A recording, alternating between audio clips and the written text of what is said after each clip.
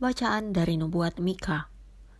Celakalah orang-orang yang merancang kedurjanaan dan yang merencanakan kejahatan di tempat tidurnya, yang melakukannya di waktu fajar, sebab hal itu ada dalam kekuasaannya, yang apabila menginginkan ladang-ladang, mereka merampasnya, dan rumah-rumah, mereka menyerobotnya, yang menindas orang dengan rumahnya, manusia dengan milik pusakanya.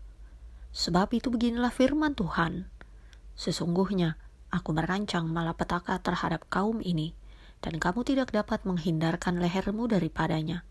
Kamu tidak dapat lagi berjalan angkuh, sebab waktu itu adalah waktu yang mencelakakan. Pada hari itu, orang akan melontarkan sindiran tentang kamu, dan akan memperdengarkan suatu ratapan, dan akan berkata, kita telah dihancur luluhkan, bagian warisan bangsaku telah diukur dengan tali, dan tidak ada orang yang mengembalikannya.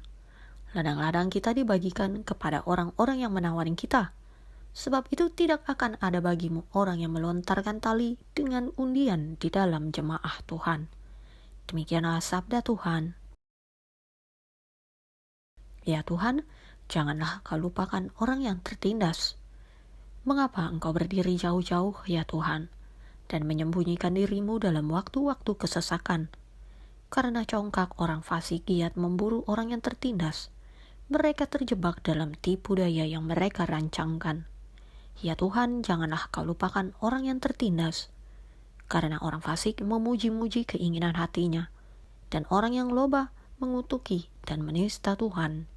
Kata orang fasik itu dengan batang hidungnya ke atas, Allah tidak akan menuntut, tidak ada Allah. Itulah seluruh pikirannya.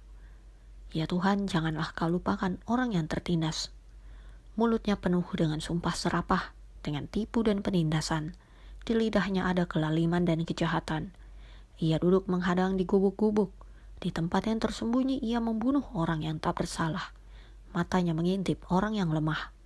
Ya Tuhan, janganlah kau lupakan orang yang tertindas.